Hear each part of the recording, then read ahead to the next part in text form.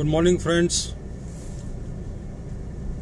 Hope मेरी आवाज़ आ रही होगी किसी।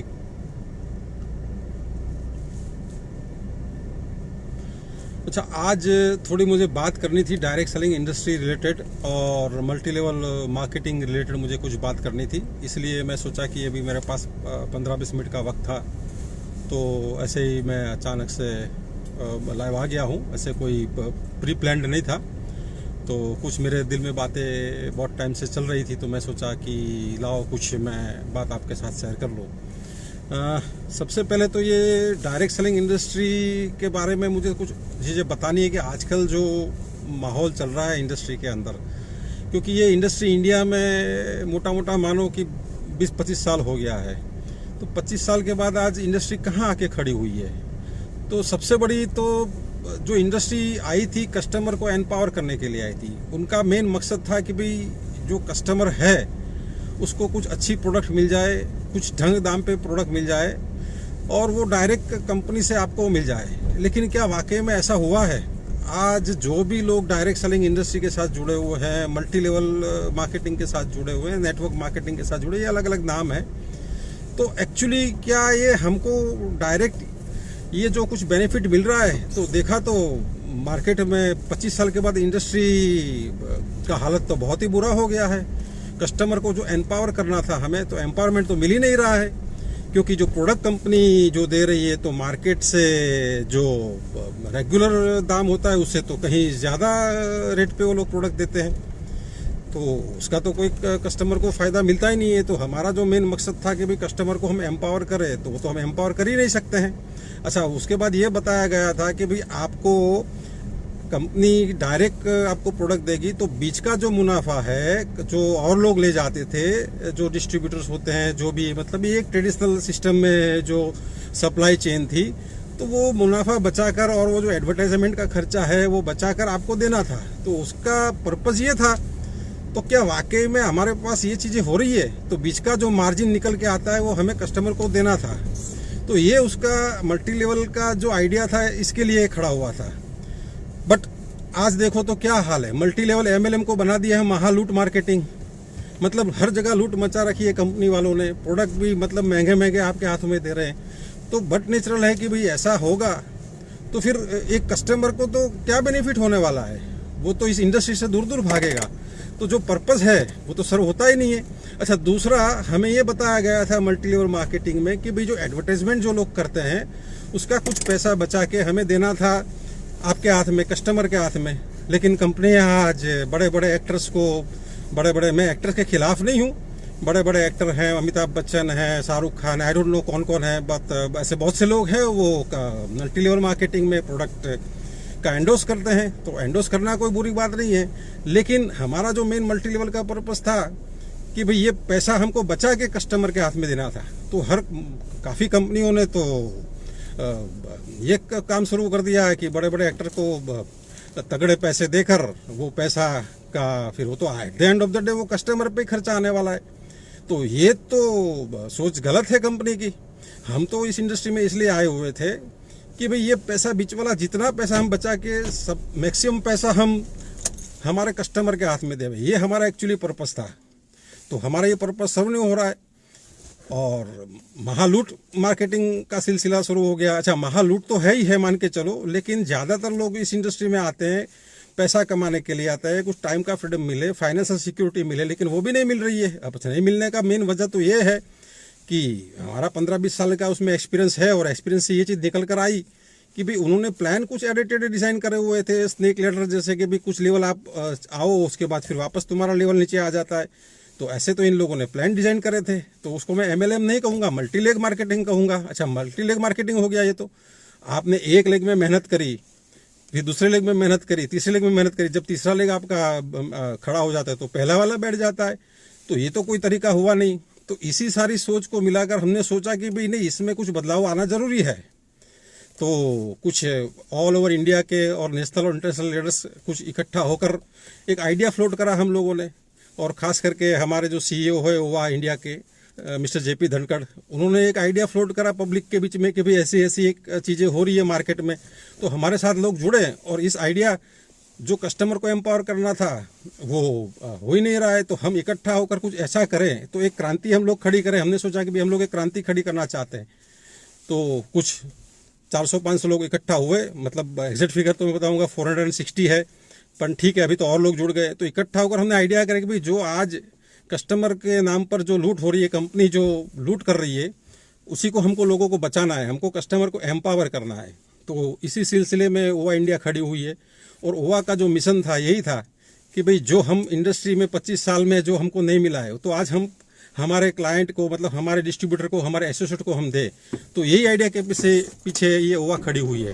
तो ओवा का प्लान हमने इसलिए ऐसा डिजाइन करा हुआ था, और है ऐसा प्लान कि जहां आप मिनिमम एफर्ट डालोगे। मिनिमम का मतलब जो आपने 5 साल, 10 साल, 2 साल, मुझे पता नहीं कितना आपने डाला है, उससे भी आप 10-20% रिजल्ट डालोगे, एफर्ट डालोगे, तो आपको 100% रिजल्ट निकलेगा।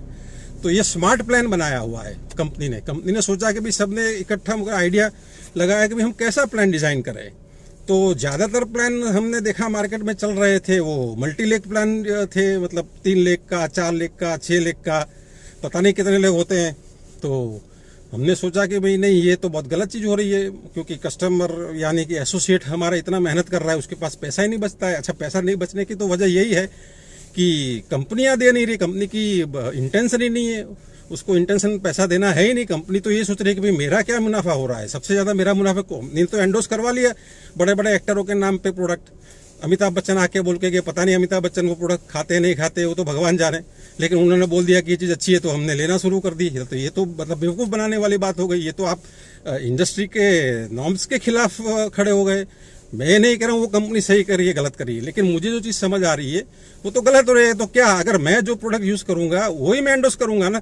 ये तो फिर झूठ बोल रहे हो आप खुद प्रोडक्ट यूज नहीं करो, दुनिया को कह रहे हो कि भाई नहीं आप ये प्रोडक्ट यूज करो। ये तो बेवकूफ बनाने वाली बात है। यहाँ तो सेलिंग की बात ही नहीं थी, शेयरिंग की बात थी। तो शेयरिंग का मतलब ये होता है कि भाई आपने खुद कुछ चीजें इस्तेमाल करी है, इस्तेमाल करने के बाद अगर आपको अच्छी लगे तो आपको बात करना है। तो ये इसके पीछे का मकसद था, ये आइडिया था। तो आज क्या हो रहा है, आज कोई कंपनी कोई बड़े बड़े एक्टर्स को लेके आ जाती है, एंडोस करवा लेते हैं। फिर वो एक्टर की मजे की बात तो ये है कि भाई एक्टर, उसके बाद पता नहीं उस एक्टर का वो कॉन्ट्रैक्ट है या नहीं है, पता नहीं, वो दूसरी जगह चला जाता है, दूसरी प्रोडक्ट एंडोस करने, दूसरी कंपनी का एंडोस करने चले जाते हैं।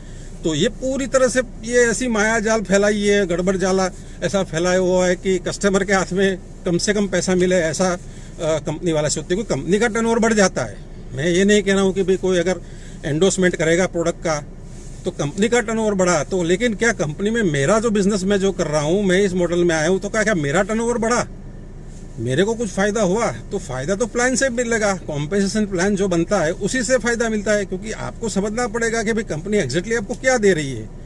तो उस समझने के लिए तो कॉम्पेंसेशन प्लान समझने पड़ेंगे आपको। अच्छा, ज्यादातर लोगों को तो कॉम्पेंसेशन प्लान की समझ ही नहीं है। नए लोग को आते हैं, उनको तो थोड़ा बहुत ये बड़ी बड़ी बातें समझा देते हैं कि भाई 2 साल मेहनत करोगे तो लाखों रुपए आपके जेब में आ जाएगा, टाइम का फ्रीडम आ गया। नए लोग तो बेचारे, उनमें उनका तो मैं कोई गलती नहीं समझ रहा हूँ, वो तो समझा देते हैं गोल बटोल की भाई ऐसा ऐसा ऐसा करके, कुछ 1-2 लोगों का सक्सेस दिखा के उसमें फंसा देते हैं, और फिर तब तक तो बहुत देर हो जाती है। तो काफी लोगों का तो बहुत से सालों वेस्ट हो गए। तो उसकी मेन वजह यही थी कि उनका कॉम्पेंसेशन प्लान में दम नहीं था।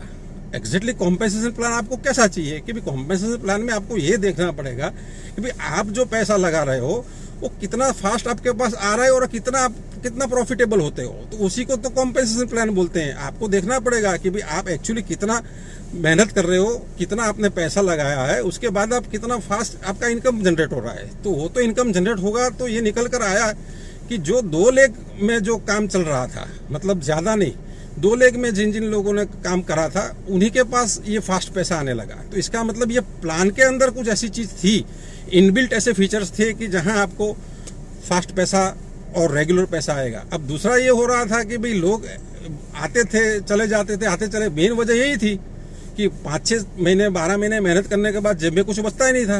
अच्छा, जो लोग टॉप पर चले थे वो झूठ पे झूठ बोले जाते हैं कि भाई नहीं ये मिलता है और मेहनत करो और मेहनत करो, लेकिन एक्चुअली तो ऐसा है ही नहीं। हमारा अनुभव के साथ करो, मैंने 5 साल फुल फ्लेजेडली हमने पैसे लगाया है, लेकिन कुछ नहीं मिला। एक कॉल बीच में आ गया था। जब लाइव आते हैं तो ज्यादा लोग कॉल करते हैं, तो कस्टमर को एम्पावरमेंट मिलता ही नहीं है। तो हमारे कंपनी के जो सीईओ है उनका भी 15-20 साल का एक्सपीरियंस है, हमारा भी 15-20 साल का है। हमारे साथ जो 300-400 से ज़्यादा लोग जुड़े, उनको भी किसी का 5 साल, किसी का 20 साल, किसी का 2 साल, मतलब सब एक्सपीरियंस लोग इकट्ठा होकर सोचा कि सबने विचार विमर्श करके ऐसा चीज़ निकल कर आई कि भाई आपको ऐसा प्लान हाथ में देना चाहिए हमारे कस्टमर के या हमारे एसोसिएट को जल्द से जल्द वो उसके पास पैसा आ जाए और जल्द से जल्द वो उसका बिजनेस मुनाफे में आ जाए।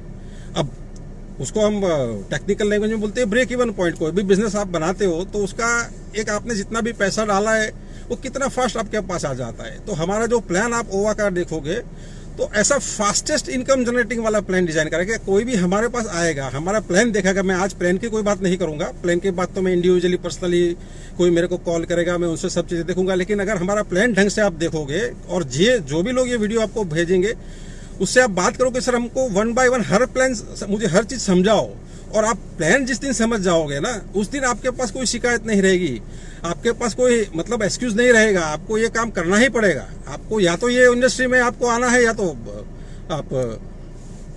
आप छोड़ दोगे। मतलब आपका जो भी एक्सपीरियंस है, आपका कोई भी प्लान है, आप हमारे साथ बैठिए, कंपेयर करिए, उसके बाद आप डिसीजन लीजिए। अब ज्यादातर लोग तो डिसीजन भी ऐसे लोगों से पूछ कर लेते हैं जिसका कोई एक्सपीरियंस नहीं है, या तो उसका कोई अपलाइन, और अपलाइन उसका जो भी कंपनी में प्रेजेंटली काम करेगा वो तो उसको क्यों ऐसा सच बताएगा। भाई सच लिए आपको पूरा इन्फॉर्मेशन लेना पड़ेगा। सच समझने के लिए तो आपको पूरा इन्वेस्टिगेशन करना पड़ेगा, हर चीज एक एक समझ के बैठनी पड़ेगी। बैठने के लिए आप तैयार नहीं हो और फिर आप बोल रहे हो कि भाई नहीं हमको तो हमारे बिजनेस में इश्यू आ रहा है। अरे भाई इश्यू आ रहा है, आप प्रेजेंट जो भी बिजनेस कर रहे हो, मैं direct selling multi level network marketing की बात कर रहा हूँ। अगर आपको इश्यू आ रहे हैं तो आपको उसका एनालिसिस करना पड़ेगा बैठ के कि भाई मैं ये मेहनत लगा रहा हूँ, हर चीज सिस्टम से कर रहा हूँ, फिर भी मेरे पास पैसा क्यों नहीं बच रहा है, या तो पैसा क्यों नहीं आ रहा है। तो आपने कभी इसमें दिमाग लगाया? लेकिन आपको नहीं, उसमें दिमाग नहीं लगा देंगे क्योंकि आपको तो इमोशनली अटैच कर दिया है आपके अपलाइन ने, आपकी कंपनी ने।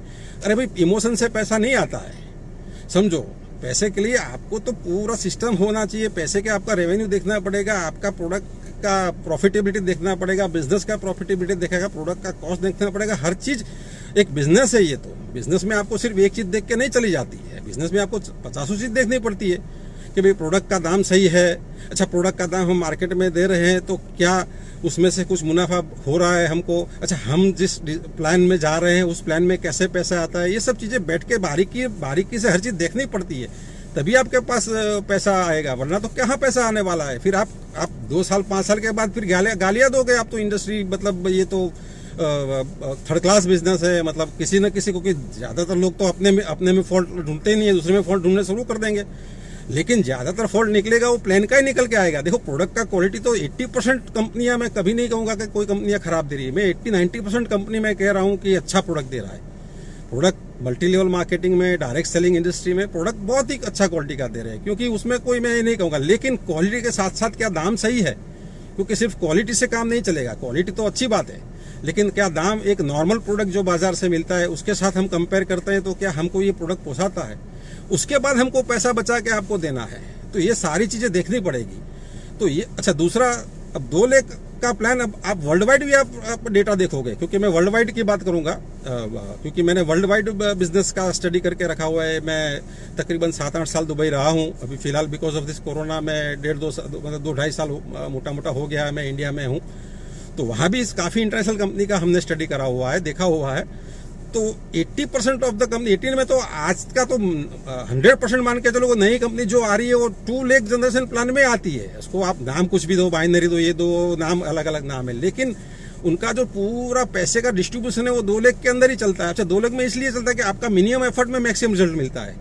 अगर आप 4 लाख, 6 लाख, 12 लाख में प्लान करोगे तो कभी पैसा आने वाला नहीं है। मैं लिख के देता हूँ, आपकी 3-3, 7-7 पेढ़ी इसमें चली जाएगी, और वो सच है। आप अपनी अपलाइन को पूछना जो 5 साल से लगे हैं, 10 साल से लगे, भाई एक्चुअली उसके पास कितने पैसे हैं। अच्छा फिर आप उनको पूछो, भाई अपना स्टेटमेंट पूछो कि भाई मुझे बिजनेस करना है। भाई कोई भी बिजनेस हम करते हैं तो उसका एक प्रोजेक्ट रिपोर्ट देखा जाता है। प्रोजेक्ट रिपोर्ट का मतलब कि भाई कितना उसमें खर्चा लगाया, कितना वर्किंग कैपिटल लगाया, पूरा प्रोजेक्ट रिपोर्ट तैयार होता है। कोई बड़े बड़े जो बिजनेसमैन होते हैं ना, जैसे टाटाज है, बिरलाज है, अंबानीज है, वो कोई भी बिजनेस करते हैं उससे पहले वो बैठ के एनालिसिस करते हैं। बिजनेस का एनालिसिस ऐसे करते हैं कि भाई पहले चेक करते हैं कि भाई हमारा इसमें इनपुट कॉस्ट कितना लगेगा, रॉ मटेरियल का कॉस्ट कितना लगेगा, प्रोडक्ट बनने के बाद उसका क्या कॉस्ट लगेगा, फिर बीच में कितना ऑपरेटिंग कॉस्ट लगेगा। मतलब ये पूरी चीज देखकर वो लोग डिसीजन लेते हैं कि भाई ये काम करना है कि नहीं करना। तो जब हम हमारी जिंदगी पूरी दांव पे लगा देते हैं, पूरा वक्त दाव पे लगा देते हैं। तो क्या हमें बैठ के ये चीज़ें नहीं देखनी चाहिए? ऐसे प्रोजेक्ट समझना चाहिए कि भाई मैं एक प्रोजेक्ट कोई 100-200 करोड़ 500 करोड़ का अगर मैं प्रोजेक्ट करता हूँ, ऐसे हमें सोच कर बैठना पड़ेगा कि भाई हम आपका प्लान लाओ कि भाई क्या है। Plan itself is one kind of A project. आपके पास जो प्लान हाथ में आ रहे हैं बिजनेस का, मल्टी लेवल का प्लान जो आता है, डायरेक्ट सेलिंग का जो आपका कॉम्पेंसेशन प्लान, उसी को तो प्रोजेक्ट बोलते हैं। और क्या है प्रोजेक्ट का? आपको देखना पड़ेगा कि भाई रेवेन्यू कैसे आ रही है, प्रॉफिट लॉस कैसे हो रहा है, कितना एफर्ट डालना है, क्या करना है। तो ये चीज आपको दिमाग में लगानी पड़ेगी। ये लगाओगे तो पता चलेगा कि भाई मैं ये प्लान में काम करूं या ये प्लान में काम करूं या ये प्रोजेक्ट में काम करूं। ऐसा तो अनसन कहीं में किसी ने बता दिया तो बिजनेस नहीं होता है ऐसा।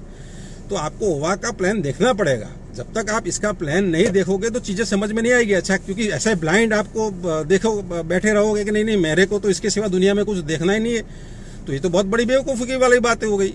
अगर आपके पास कुछ इन्फॉर्मेशन आती है बाहर से, भले करो ना करो वो तो सेकेंडरी बात है, पर इनसे आपको ओपन माइंड तो रहना पड़ेगा ना। ओपनली आपको चीज़ों को देखनी तो पड़ेगी ना। जब तक आप ओपनली चीज़ों को नहीं देखोगे तब तक तो आपको कैसे पता चलेगा कि भाई ये चीज़ सही है गलत है। ऐसा सही गलत कहने के लिए भी तो आपको देखना पड़ेगा। अब ज़्यादातर हम लोगों से बात करते हैं तो ये बताया कि नहीं सर ऐसा ना वैसा, मतलब देखने के लिए तैयार ही नहीं है।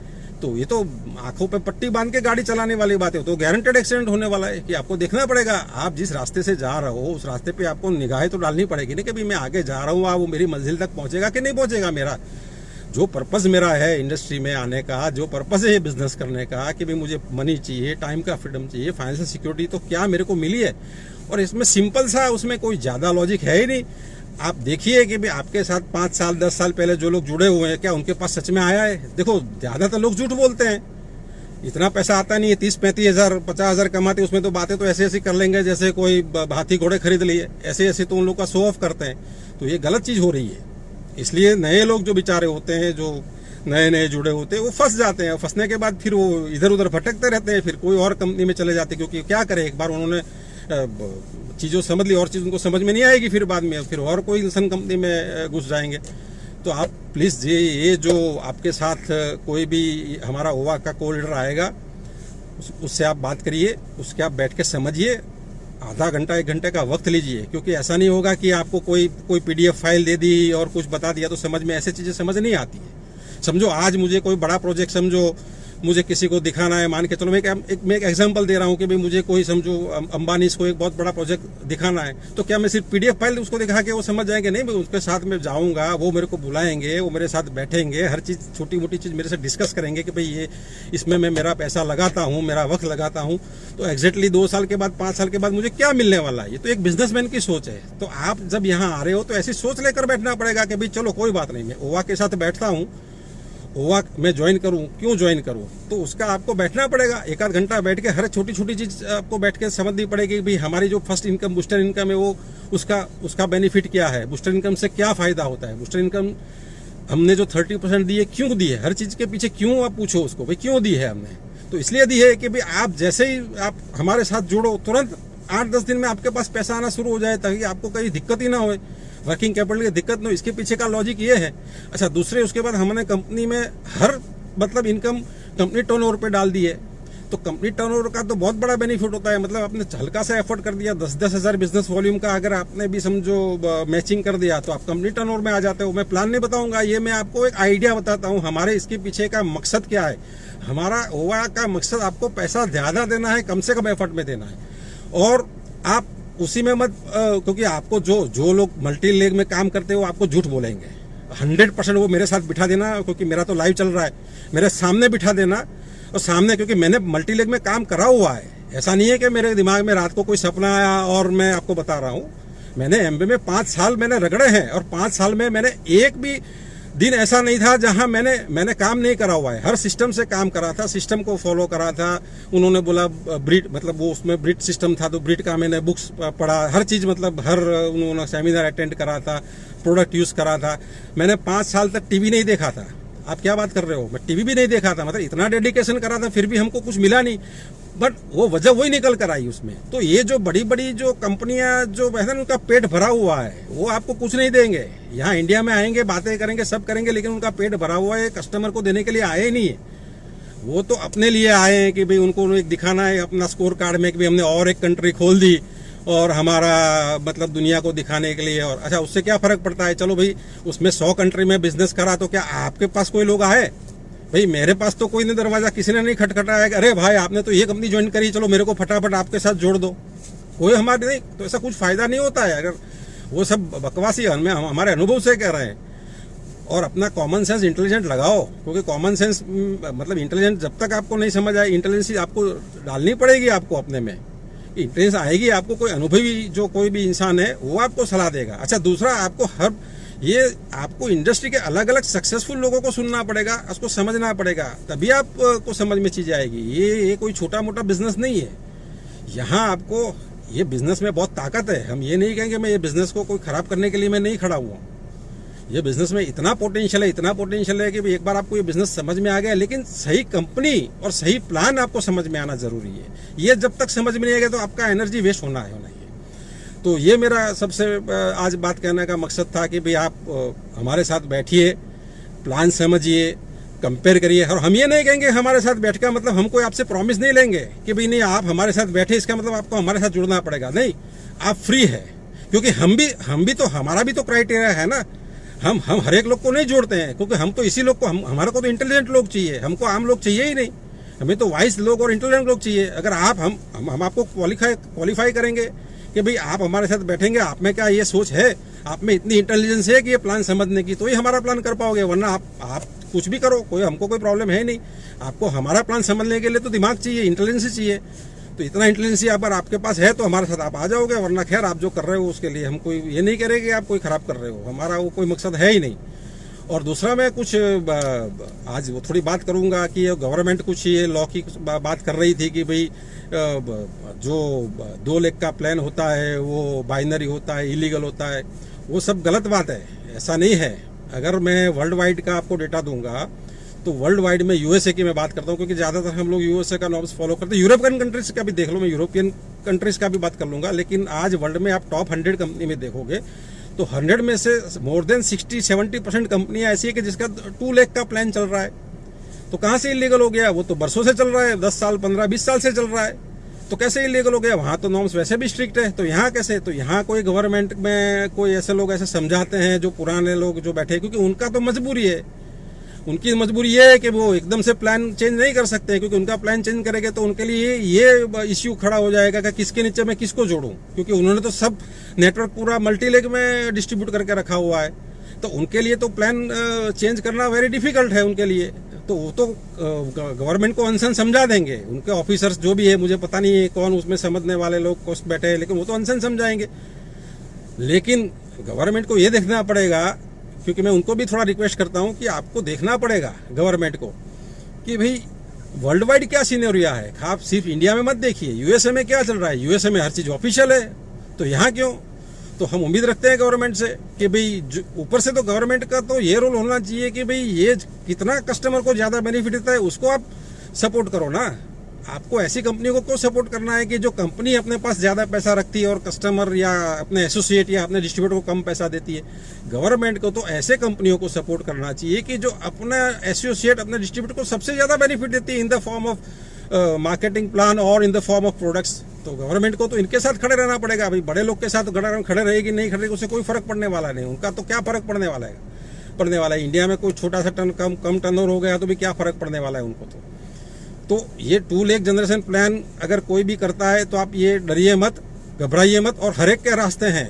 अगर गवर्नमेंट कल जाके सोचे कि भी इलीगल है, नो वरीज, हम तो 3rd-4th लेग वाला प्लान बना देंगे, लेकिन 3rd-4th में हम इनकम ही नहीं देंगे। 3rd-4th में हमको बल्कि उल्टा, हमारे पास तो ऐसे सॉफ्टवेयर भी है, मेरे पास तो ऐसे सॉफ्टवेयर है, मतलब हमारे दोस्त यार के बोले कि जैसा जैसा तुम ज्यादा जितना लोग खोलोगे इतना इनकम कम होगा। लो क्या कर लोगे? अब गवर्नमेंट फिर क्या करेगी? हमने तो बोला भी हमने आपकी बात मान ली, तो हमारे में भी तो अक्कल है ना। हम कर देंगे 3रा लेग, 4था लेग, 5वां लेग, 6ठा, 50 लेग खोलने का हम प्लान दिखा देंगे, लेकिन जितना ज्यादा लेग खोलोगे इतना इनकम कम बनेगा। क्या करोगे? तो गवर्नमेंट को भी बोलो कि भाई ऐसा नहीं होता है कि भाई आपको कंपनी जितना मतलब कस्टमर को कैसे भी करके ज्यादा, गवर्नमेंट को तो इतना देखना है कि भाई कस्टमर को कैसा मैक्सिमम बेनिफिट है। और कोई इलीगल प्रोडक्ट तो नहीं बेच रहा है ना। इलीगल प्रोडक्ट का मतलब कि भाई कोई ऐसा बैन प्रोडक्ट होता है गवर्नमेंट के लिस्ट के अंदर, वो तो यहाँ इंडिया में नहीं बेच रहा है ना। बस वही उनको देखना है और क्या देखना है। बाकी तो भाई कंपनी का मर्जी वो कैसे पैसा देवे। भाई मेरा मुनाफा मैं कैसे भी, आप समझो कोई भी बड़ी कंपनियां हैं, अगर वो अपना डिविडेंड डिक्लेयर करती है तो क्या गवर्नमेंट उसमें हाथ डालती है कि नहीं नहीं आपको तो 5% ईयरली डिविडेंड डिक्लेयर करना पड़ेगा, नहीं आपको तो राइट इश्यू देना ही नहीं, आपको तो 10% डिविडेंड देना चाहिए। तो बड़ी कंपनियां अपना डिविडेंड अपने खुद डिसाइड करती है ना कि भाई इस साल मेरा इतना मुनाफा हुआ तो मैं मेरे शेयर होल्डर्स को मैं 5% दूंगा, कोई 10% दूंगा, कोई ज्यादा देते हैं, तो वो तो वहां इंटरफेयर नहीं करे तो यहाँ इंटरफेयर करने की क्या जरूरत है। भाई मेरी कंपनी है, मेरे को इतना मुनाफा और मैं ऐसे डिस्ट्रीब्यूट करना चाहता हूँ, इसमें इलीगल की बात ही कहाँ हुई। उसमें तो कोई इलीगल का वो सेंस ही नहीं बनता है कि भाई इसमें कहाँ दो लोग आए। दो लोग तो एक डिस्ट्रीब्यूशन का पैटर्न है। वो वो तो लेग आपने दिमाग में डाल दिया कि दो लोगों पिरामिड थोड़ी है। पिरामिड तो आप जहां बैठे हो वो पिरामिड है। सबसे ऊपर आपका सेक्रेटरी का सैलरी होता है, मतलब टॉप जो चीफ सेक्रेटरी होते हैं, उसके नीचे फिर वो अंडर सेक्रेटरी होते हैं, असिस्टेंट सेक्रेटरी होते हैं, कारकुन होते हैं। पिरामिड तो वहां लेकर बैठे हो, यहाँ थोड़ी पिरामिड है। यहाँ तो कुछ है ही नहीं ऐसा। यहाँ तो ऐसा है कि मेरे बाद भी कोई इंसान जुड़ेगा, वो मेरे से ज्यादा पैसा कमाएगा। हमारा बिजनेस का स्ट्रक्चर ही ऐसा है, हमारे से ज्यादा पैसा कमा सकता है आराम से, क्योंकि वो ज्यादा मेहनत करेगा, वो ज्यादा लोगों को जुड़ेगा, बूस्टर इनकम ज्यादा, क्योंकि आप प्लान समझोगे तो आइडिया आएगा, मेरे से ज्यादा आगे निकल जाएगा। वो क्राउन रूबी जो भी हो वो हमारा एक लेवल है। मैं ये प्लान नहीं डिस्कस कर रहा हूँ, तो मेरे से ज्यादा कमाएगा। तो ये तो पिरामिड हुआ है कहाँ से। पिरामिड का मतलब तो जो टॉप पर बैठा है उसको सबसे ज्यादा पैसा आता है और बॉटम वाले को कुछ नहीं बोलता, इसी को पिरामिड बोलते हैं। हमारे बिजनेस में कुछ नहीं, आज नहीं 5 साल के बाद भी कोई जो जुड़ रहा है ना वो मेरे से ज्यादा पैसा कमा सकता है। तो कौन सा पिरामिड हुआ यहाँ?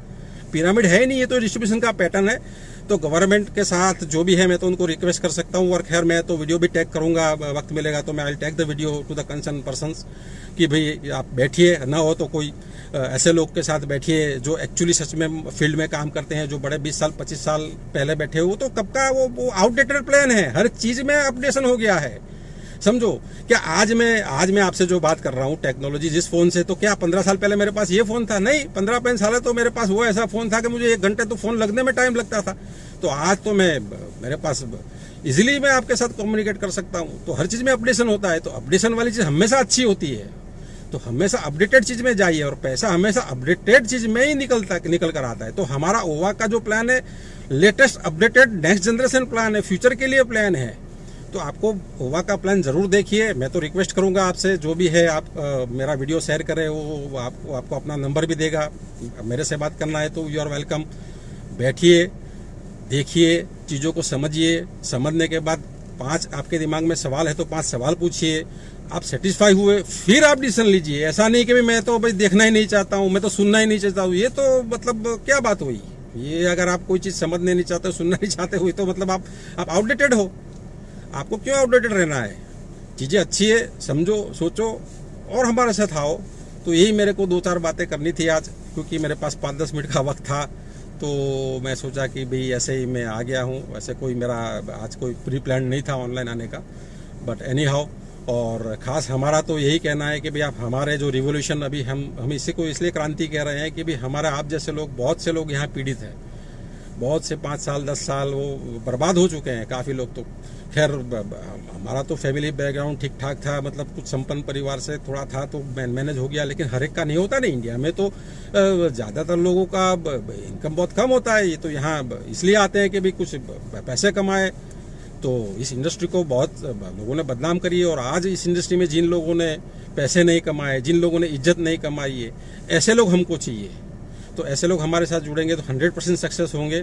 और उसके सक्सेस के लिए हम हमारी कंपनी तो जी जान लगा देंगी। आप जिसके साथ जुड़ रहे हो हमारे कंपनी में, मैं उनका बीएफ पे मैं प्रॉमिस कर रहा हूँ कि वो अपना जी जान लगा देगा आपको खड़ा करने में।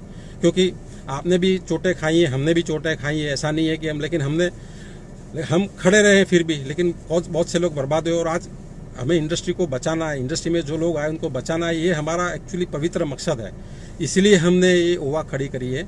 तो अब आप हमारे साथ जुड़िए, हमारा जो रिवोल्यूशन में उसमें आप हमारा हाथ बटोरिए और हम साथ मिलकर आगे बढ़ेंगे।